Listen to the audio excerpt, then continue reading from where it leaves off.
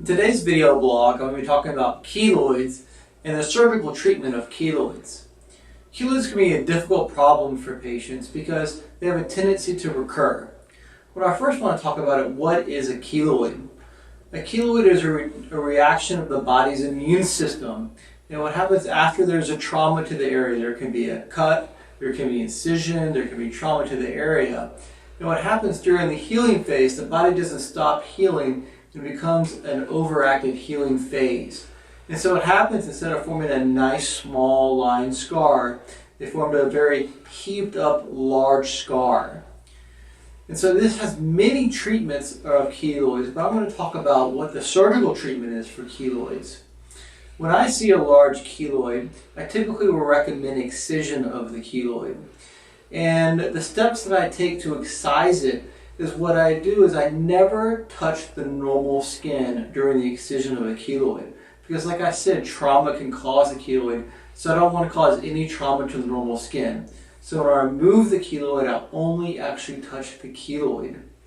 And then when I close the incision or close the wound where the keloid was, I use sutures that are non-reactive that hopefully won't trigger the body system. It won't trigger the formation of a keloid. Now, after the excision, probably one of the most important parts to prevent the recurrence of the keloid is how we take care of it afterwards. There are a couple of different things that I tell people to do to take care of it. One, we've got to keep it really, really moist. Secondly, we have to make sure that there's not a lot of movement around the area, and that we want to ensure that we don't have any more trauma around the area. And finally, in my opinion, probably the most important part is injecting it with medication afterwards to turn down the body's immune system so that keloid reaction doesn't form. The medication that I like to use for this is something called 5-fluorouracil, or 5-FU is the short name for it. 5-fluorouracil is actually used mainly as a chemotherapy drug to treat cancer.